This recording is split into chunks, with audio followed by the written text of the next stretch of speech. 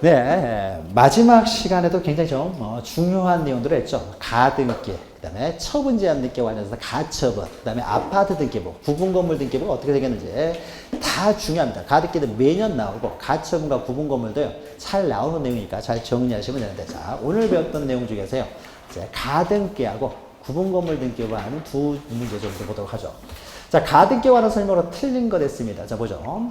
가등기 후 본등기 신청이 있는 경우 가등기의 순위번호를 사용하여 본등기를 한다. 그렇죠? 가등기 위에다가 그 순위번호를 사용하여 본등기를 하잖아요. 자, 2번 보시면 소유권 이전등기 청구권 보정 가등기에 본등기란 경우 등기관은 가등기 후 본등기 전에 마치는 등기 전부를 직권 말소한다. 전부가 아니죠. 직권 말소하지 않는 등기들이 있는 거죠. 어떤 거예요? 가등기를 목적으로 하는 가압류가처분. 또 가등기 전에 맞춰진 선순위자에 의해서 이루어지는 경매 등기들, 이런 건 어떻습니까? 가등기 이후에 됐다고 하더라도 말소하지 않았죠. 전부 말소한다고 했으니까 요게 틀린 내용이 되는 거죠. 이게 다 기출됐던 지문인데요, 말을 약간 바꿔서 이렇게 나올 수 있으니까 좀 기억하시면 되고요. 자, 3번은요. 임차권 설정등기 청구권 보정 가등기 기한 본등기를 마쳤습니다. 자, 임차권이죠. 용의권의 가등기를 했어요. 그러면 가등기 이후에 본등기 전에 이루어진 동일한 부분에 마친 용의권 등기는 양립할 수가 없죠. 양립할 수 없으니까 직권 말소되겠죠. 여기가 가등기가 아니라 가처분이었으면 어떻습니까? 단독 신청에 의한 말소 이렇게 되겠죠. 여기는 가등기니까 직권 말소 이렇게 되고요.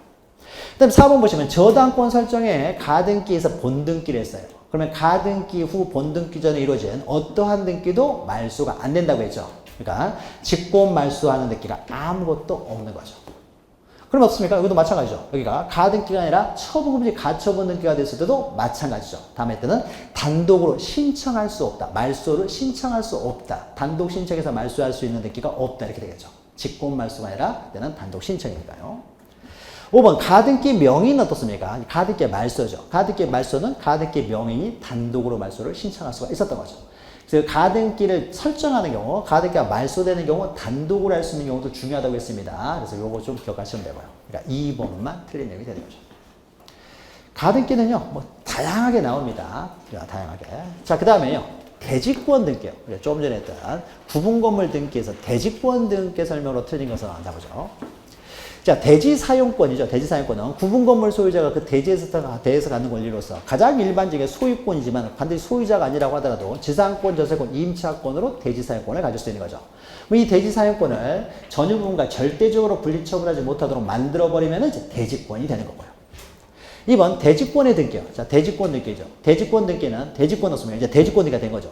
대지권은 구분건물 소유자, 사람이 토지에 대한 권리가 아니라 그 전유 부분이 토지에 대해서 갖는 권리를 구성한다고 했죠. 그러니까 대지권 등기는 이제 전유 부분에 표지에 부여한다고 했죠. 그럼 이때 한동건물 표지에 부여. 건물 밑에 토지가 있죠. 그러니까 한동건물 표지에 부여했으니까 대지권의 목적인 토지의 표시. 소재 지번 지목 면적을 적고 전유 부분 표지에는 그 전유 부분이 갖는 대지권 표시하죠. 대지권의 종류나 비율.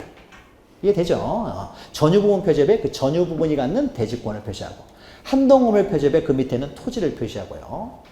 3번 보시면 대지권 등기를 했습니다. 그러면 등기관은요, 직권을 얻습니까? 대지권의 목적이 된 토지 등기구를 꺼내가지고요, 토지가 분리돼서 처분되지 못하도록 어떻습니까? 소유권 대지권이면 소유권 옆에다 대지권이라고 쓰고, 지상권이 대지권이면 지상권 옆에 대지권이라고 쓰는 거죠. 그래서 대지권의 종류에 따라서요, 갑구 또는 을구, 즉 해당 구였습니까? 대지권이라는 뜻의 등기라는 거죠.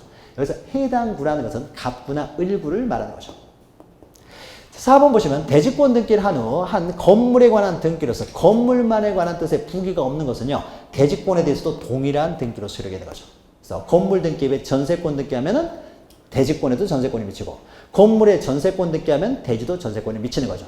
다만 용의권 없습니까? 건물만 용의권을 설정할 수 있기 때문에 이런 뜻의 부기 등기가 있으면 건물만 미치지만 이런 말이 없으면 대지권에 대해서 당연히 효력을 미치는 것이죠.